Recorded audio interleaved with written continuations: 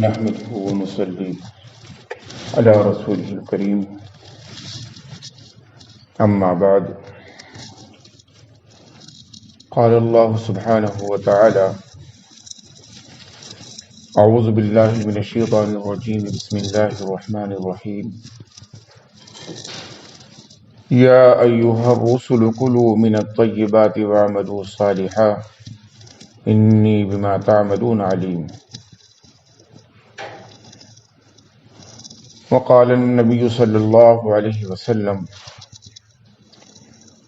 إن الحلال بين وإن الحرام بين وبينهما مشتبهات إلى آخر الحديث أو كما قال عليه الصلاة والسلام۔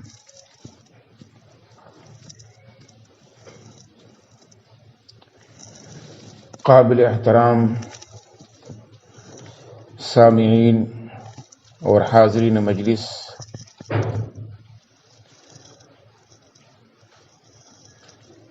فرمان خداوندی میں ارشاد ہے اور اس کا مفہوم ہے کہ رسولو کھاؤ تم حلال اور اچھے اعمال کرو، میں جانتا ہوں تم کو، تمہارے اعمال کو۔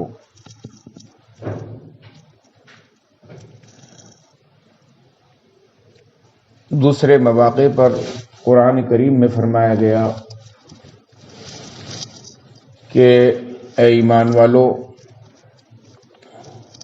مالوں کو باطل کر کے مت کھاؤ، لا تأکلوا اموالکم بینکم بالباطل، اور اسے ڈول بھی مت بناؤ، وتدلوا بہا الحکام، حکام کے جانے تک ڈول بھی مت بناؤ، جس سے پانی نکالتے ہیں ڈول۔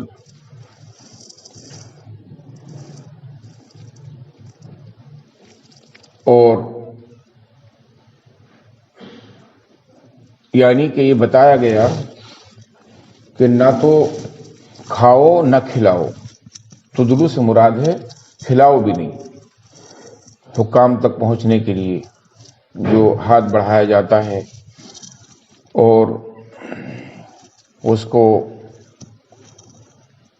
پروفٹ منی بتایا جاتا ہے کہ یہ تو ایکسٹرا منی ہے ہماری، ہم لوگ یہ کما رہے ہیں، لگی بندی تو ہے یہ اپنی جگہ، لیکن یہ بھی ہے۔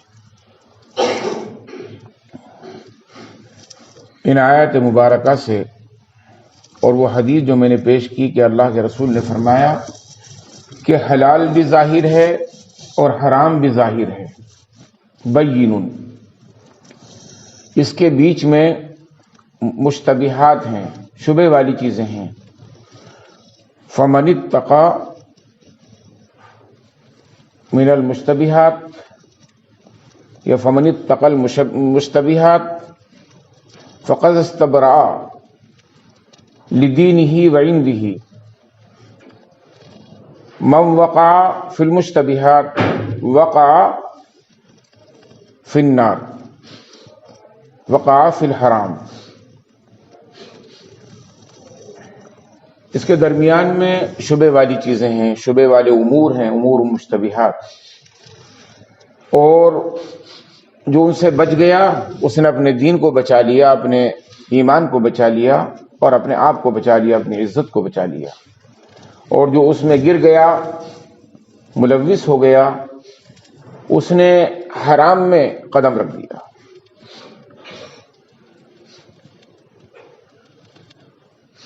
یہ احکامات انسانوں پر لاگو ہوتے ہیں۔ اشرف المخلوقات ہے انسان، سب سے اعلیٰ اور سب سے افضل انسان کو بنایا تمام مخلوقات میں، مسجود ملائکہ بنایا اسی لیے۔ تو اس کے لیے اصول بھی بنائے زندگی کے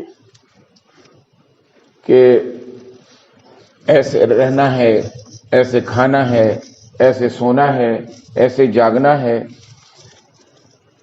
زندگی کے تمام تر مراحل میں اللہ رب العزت نے اپنے وحی کے ذریعے سے رہنمائی دی ہے۔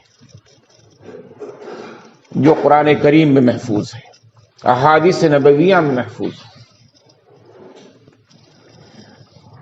دیگر مخلوقات کی طرح آزاد نہیں چھوڑا بے لگام کہ جو چاہے کھائیں، جہاں سے چاہے اپنی پیاس بجھا لیں، جہاں سے چاہے اپنی خواہش نفس کو پورا کر لیں. اس طرح سے آزاد نہیں چھوڑا انسان کو، کیونکہ اس کا مقام و مرتبہ سب سے ممتاز ہے، جدا گانا ہے.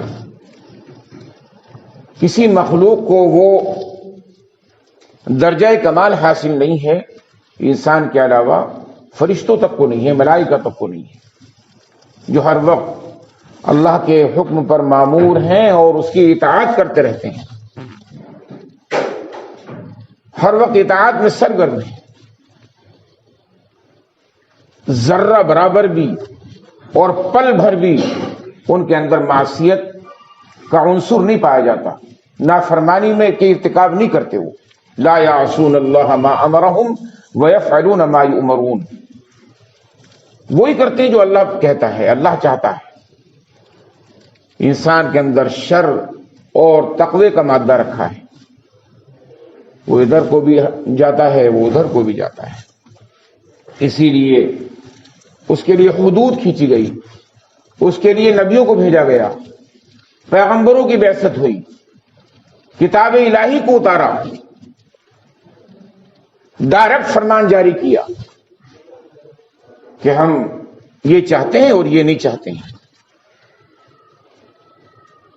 اپنی مرضی پر نہیں چلنا ہے تمہیں، ہم نے مرضی پر اپنی مرضی کو بتا دیا ہے کہ ایسے چلنا ہے، اور پیروں میں بیڑیاں نہیں ڈال دی، ہاتھوں کو باندھ نہیں دیا کہ آپ چل نہیں سکتے. ہاں، بیڑیاں انسان خود ڈالتا ہے، اپنے ہاتھ پاؤں خود باندھتا ہے. وہ جب انسان گناہ کرتا رہتا ہے تو اللہ کی طرف سے جو نعمت غیر مترقبہ توفیق الہی کی ہوتی ہے، توفیق کی ہوتی ہے، وہ توفیق سلب کر لی جاتی. دل منور ہونے کی بجائے، روشن ہونے کی بجائے، دل میں کدورت، اندھیری، بدعملی کی تاریکی اس کے اندر سما جاتی ہے. تو پھر اس کے پاس کچھ نہیں رہتا اس کے سوا کہ وہ بھٹکے، کہیں غیر اللہ کی پرستش کر رہا ہے، غیر اللہ سے اپنی مراد پوری کرا رہا ہے، ادھر ادھر ہچکولے کھا رہا ہے. اس کی اپنی کرتوتوں کا نتیجہ ہے. انسان گناہ کرے، حلال اور حرام کی تمیز نہ کرے،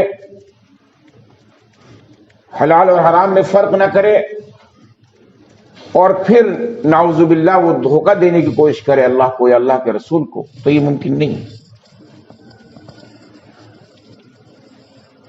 کیونکہ اس رہتی دنیا میں تو انسان بہت سارے جرائم کرتا ہے اور ان جرائم کے نام و نشان بھی مٹا دیتا ہے، نام و نشان بھی مٹا دیتا ہے. پاورفل آدمی ہے، طاقت سے لیس ہے، جب چاہے جیسے چاہے کچھ کر سکتا ہے.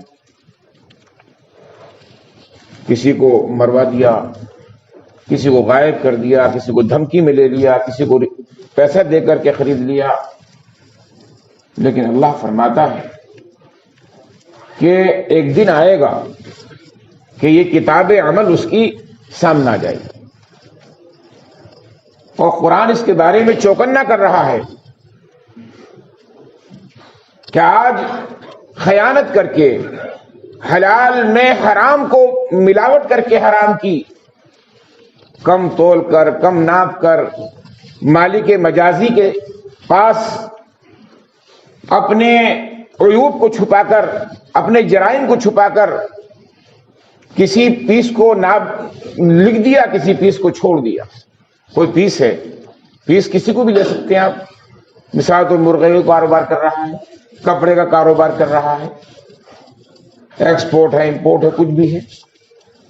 وہ تو گنتی وہ ہوتا ہے، شمار میں وہ آتا ہے جو لکھا گیا، مالک تو دیکھ نہیں رہا۔ ماشاءاللہ ہے، دکاندار بھی سب ہیں، ہمارے منڈی والے بھی ہیں، کر دیا پورا پورا سوپڑا غائب کر دیا، اور بتایا بھی نہیں، آدھا کر دیا کسی نے، اور ہمارے ذمہ دار آدمی جو تھے ان کو پتہ نہیں چلا۔ لیکن کیا وہ لکھا نہیں گیا اللہ کے یہاں؟ سب کچھ لکھا گیا۔ اس دن جب پابندی لگ جائے گی زبان پر، زبان نہیں بولے گی، یہاں تو گواہوں کو مٹا دیا نام و نشان۔ ہم سمجھ رہے ہیں کہ زبان ہی تو بولے گی، زبان بھی گوشت کا لوتھڑا ہے۔ آج قوت گویائی اس کو دی ہے، بولنے کی طاقت دی ہے، تو اللہ کے حکم سے بول رہی ہے۔ بروز قیامت اعضاء کو حکم ہوگا کہ تم بولو، صرف زبان نہیں بولے گی جو بولتی تھی پوری زندگی، اس کے علاوہ سارے اعضاء بولیں گے۔ اليوم نختم على افواہہم وتکلمنا ایدیہم وتشہد ارجلہم بما كانوا یکسبون۔ آج ہم نے زبانوں پر تالا لگا دیا، تالا ٹھوک دیا، اور بیٹھ جائیے، اور ہاتھ بولیں گے، پاؤں بولیں گے، پاؤں گواہی دیں گے اس کے خلاف جو اس نے کیا ہے۔ خلاف ہی نہیں بولیں گے، اگر اچھا کام کیا ہے، اعانت کی ہے کسی کی، کسی کا ہاتھ بٹایا ہے، کسی گرتے ہوئے کو سہارا دیا ہے، کسی کی مفلسی دور کی ہے، امانت میں امانت داری کی ہے، زبان سے سچ بولا ہے، زبان سے دعائیں دی ہیں، دل میں کراہیت نہیں رکھی، کدورت نہیں رکھی، حسد نہیں رکھا، تو سب چیزیں بولیں گی۔ وہ اس کے حق میں بھی بولیں گی کہ اس نے تو قرآن پڑھا ہے، اس نے تو کلام الہی کی تلاوت کی ہے، اس نے تو حج میں لبیک لبیک اللہم لبیک کہا ہے، ترانے گائے ہیں وحدت کے، نغمے گائے ہیں، تو وہ گواہی بھی دیں گے، اچھی گواہی بھی دیں گے، اس کے حق میں بھی دیں گے۔ لیکن اگر خلاف دیں گے تو ایسا دیں گے کہ کوئی روکنے والا نہیں ہے۔ تعجب نہیں ہونا چاہیے ہمیں۔ آج یہ زبان میں بول رہا ہوں، اگر اللہ زبان کو بند کر دے، ابھی بھی قادر ہے وہ کہہ دے کہ زبان نہیں بولے گی، آنکھ بولے گی، اب زبان دیکھے گی، کوئی ناممکن بات نہیں ہے، ناممکن نہیں ہے۔ نظام تو اس کا بنایا ہوا ہے، خالق، نظام کا خالق تو وہ ہے، نظام کا موجد تو وہ ہے۔ اس لیے ہماری جلد میں، ہمارے جسم میں پاکیزہ چیزیں جانی چاہیے۔ آج ہم چھپا لیں گے ہم نے حرام کیا کھایا۔ آتا ہے، علماء نے لکھا ہے کہ اگر کسی نے 10 درہم، مثال کی 10 درہم کا کوئی چیز خریدی اور 1 درہم اس میں حرام کا ملا دیا، سارا کا سارا حرام ہو گیا، سارا حرام ہو گیا۔ جیسے پانی پاک تھا، پیشاب یا شراب اس میں ڈال دی، 1 قطرہ 2 قطرہ ڈال دیا، سب ناجائز ہو گیا، حرام ہو گیا۔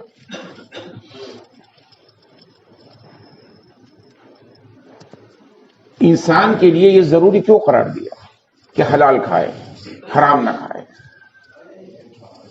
اس لیے قرار دیا کہ ناانصافی کا دروازہ بند کرنا مقصود ہے، ظلم و زیادتی کے دروازوں کو بند کرنا مقصود ہے، کسی کی حق تلفی نہ ہو، عادل رہے، مساوات رہے، ایک دوسرے کے تئیں ہمدردی کا جذبہ برقرار رہے۔ حلال میں ہی وہ چیز ہے، طیب میں ہی وہ چیز ہے۔ ان اللہ طیب ولا يقبل الا الطیب۔ اللہ تعالیٰ طیب ہے، حلال، بالکل پاکیزہ ہے، اور وہ پاکیزہ چیز کو پسند کرتا ہے، اس کے علاوہ پسند نہیں کرتا۔ انسان کا اندر جو چیز ہم کھاتے ہیں اس سے خون تیار ہوتا ہے، بلڈ تیار ہوتا ہے یا نہیں ہوتا؟ وہ انسانوں کے رگوں میں دوڑتا ہے۔ برین ہے، دماغ ہے، دماغ کام کرتا ہے اسی خون سے، سرکولیشن آف بلڈ، اسی سے دماغ چلتا ہے۔ ہارٹ کام کرتا ہے اسی سے کام کرتا ہے۔ اس کی کوئی نس دب جائے تو برین ہیمریج ہو گیا، ہارٹ کی کوئی رگ سے سرکولیشن کم زیادہ ہو جائے یا رک جائے، ہارٹ اٹیک ہو گیا۔ لیور، جگر خون بناتا ہے، لیکن کیا خود بخود بنا دیتا ہے؟ اس میں رسک پہنچتا ہے، وہ ہمارا کھانا پینا سب اس میں جاتا ہے، اسٹوک ہوتا ہے، پھر اس سے خون تیار ہوتا ہے، اور وہ خون گردش کرتا ہے، گشت کرتا ہے ہمارے جسم کے مشینری میں۔ اب وہاں اگر آپ نے صاف ستھری چیز، پاکیزہ خوشبودار چیز، میری مراد ہے حلال، اللہ کے بتائے ہوئے طریقے پر، اللہ کے رسول کے ارشادات کے مطابق حلال تلاش کیا، اپنی محنت سے کما کر کے اس کو خوب جافشانی سے حاصل کیا، محنت کی، صبح اٹھے شام اٹھے، رات دیکھا نہ دن رات دیکھی نہ دن دیکھا، محنت میں لگے ہوئے ہیں کسب حلال میں۔ اس سے بڑی عبادت بھی کسی کو نہیں قرار دیا۔ حدیث میں آتا ہے کہ انسان کا کھانا سب سے بہتر وہ ہے جو اس کے اپنے ہاتھ کا کمایا ہوا، اپنے خون پسینے سے اس نے کمایا، سب سے بہترین کھانا ہے۔ انسان جب حلال کھاتا ہے 40 دن تک، حدیث میں آتا ہے، حدیث پاک میں، تو اس کا دل روشن ہو جاتا ہے، ضمیر روشن ہو جاتا ہے۔ ضمیر، چھپی ہوئی چیز کو ضمیر کہتے ہیں، دل، اور اس کی زبان پہ اللہ تعالی حکمت کے خزانے کھول دیتا ہے، حکمت کے چشمے جاری کر دیتا ہے حلال کی وجہ سے۔ یہ مضبوط حدیث میں حوالے سے دے رہا، وقت کا مسئلہ ہوتا ہے، بخاری کی حدیث ہیں، بہقی کی حدیث ہیں، طبرانی کی حدیث ہیں، طبرانی میں موجود ہیں یہ سب احادیث۔ اور کوئی شخص اگر حرام لقمہ کھاتا ہے تو اس کی 40 دن کی عبادت جاتی رہتی ہے، اس کے دعائیں قبول نہیں ہوتی، وہ اس طرح اپنی شکوے شکایت ہی کرتا رہتا ہے۔ تو جب اس کے شریانوں میں، اس کی رگوں میں حلال رزق دوڑے گا، حلال خون دوڑے گا، تو اس کے اندر کیا چیز آئے گی؟ 14ویں رات کی طرح اس کا چہرہ چمکتا ہوا ہوگا قیامت کے دن، 14ویں رات کی طرح، حلال کھانے کی وجہ سے۔ وہ مجاہدوں میں لکھا جائے گا، احادیث کا مفہوم بتا رہا ہوں، مجاہدوں میں۔ صحابہ نے کہا بھی کہ یہ دوڑ رہا ہے، کمائی کی کوشش کر رہا ہے، کما نہیں رہا ہے، یہ کر رہا ہے، تو اللہ کے رسول برحق صلی اللہ علیہ وسلم نے فرمایا کہ یہ اگر اپنے ہاتھوں کو پھیلانے سے بچنے کے لیے، اپنی ذات کے لیے کر رہا ہے کہ میں رزق حلال کھاؤں اور در در کاسائے گدائے لیا نہ پھروں، مانگتا نہ پھروں، گداگری نہ کروں، تو یہ بہت بڑا عابد ہے، یہ بہت بڑا عابد ہے۔ حضرت عیسیٰ علیہ نبینا علیہ السلام نے شخص کو دیکھا، سر بسجود ہے، کسی جگہ پر بیٹھا ہوا ہے، عبادت میں لگا ہوا ہے۔ انہوں نے آ کر کہا تیرا کفیل کون ہے؟ تجھے کھلاتا کون ہے یہاں دنیا میں؟ کہا کہ میرا بھائی ہے، وہ دن رات محنت کرتا ہے اور مجھے دیتا ہے وہ۔ آج بھی ہم نے کئی جگہ ایسی مثالیں سنی کہ بعض لوگ تصوف میں ہے لگے ہوئے، مجلسیں لگاتے ہیں، سب کچھ لگاتے ہیں۔ ان سے بات ہوئی تو بتایا کہ ان کے بھائیوں نے ان کو آزاد کر رکھا کہ تم یہ کام کرو اور کھانا کمانا ہمارا کام ہے۔ اس کو روٹی روزی کا مسئلہ اس کی طرف سے بے فکر رہو، ایسا نہیں کرنا چاہیے۔ اس روایت سے معلوم ہوتا اور اللہ کے رسول صلی اللہ علیہ وسلم سے بھی معلوم ہوتا، آپ نے خود تجارت کی، حضرت خدیجہ کبریٰ رضی اللہ تعالی عنہا کے پارٹنر بنے یا بہرحال آپ کے ملازم بنے، ساتھ میں وہ کی۔ صحابہ کرام کے لیے باقاعدہ سورت نازل ہوئی، لیلاف قریش لیلاف الشتاء والصیف، سردی اور گرمیوں کی تجارتی قافلے جاتے تھے تجارت کے لیے۔ کوئی یمن جا رہا ہے، کوئی شام جا رہا ہے، کوئی کہیں جا رہا ہے، مشرق و مغرب میں پھیلے ہوئے ہوتے تھے کھانے کمانے کے لیے. تو کہا حضرت نے کہ وہ تیرا بھائی تجھ سے زیادہ بڑھ جائے گا، وہ زیادہ عبادت گزار ہے تیرے کے مقابلے میں. تو رات دن یہاں سر بسجود ہے، عبادت میں محو ہے، غرق ہے، لیکن اس کا درجہ زیادہ ہے چونکہ وہ ہاتھ پیر مار رہا ہے رزق حلال کے لیے، وہ بھی اللہ کے حکم کی اطاعت کر رہا ہے، اللہ کے حکم کو پورا کر رہا ہے. ہم نے عبادت صرف اس کو سمجھ لیا کہ نماز پڑھ لی، روزہ رکھ لیا. حدیث میں آتا کم من صائم الا الجوع، کتنے روزے دار ہیں ایسے کہ جو بھوک کے علاوہ کچھ نہیں ان کے پاس. کتنے روزے دار ہیں ایسے، حرام کھا کے روزہ رکھا، حرام کما کے زکات نکالی. کیا نکالی؟ یہ تو ایسا ہوا جیسے گندے کپڑے کو پیشاب سے دھونے لگے، گندے کپڑے کو، غلیظ کپڑے کو پیشاب سے دھونے لگے. صدقہ کر رہے ہیں، دعائیں قبول نہیں ہوتی. بتائیے کتنی بڑی مار ہے، دعائیں قبول نہیں ہوتی. مستجاب الدعوات بننے کا نسخہ بھی یہ ہے کہ ہم تمام تر عبادتوں کے ساتھ ساتھ حلال کمائیں، بلکہ یوں کہیے حلال کما کر عبادت کریں. اگر یوں کہیں تو زیادہ بہتر ہے. اور جو حلال کمائے گا، رزق حلال کی تگ و دو اس کے اندر ہوگی، رزق حلال کی طلب ہوگی، جستجو ہوگی. وہ نہ نیند دیکھے گا، نہ آرام دیکھے گا، رزق حلال میں لگا ہوا ہے. پراگندہ حال ہے، کاشتکار لگا ہوا ہے زمین جوتنے، فصل بوائی کے لیے لگا پڑا ہے، نہ موسم خزاں دیکھ رہا ہے، نہ موسم بہار دیکھ رہا ہے.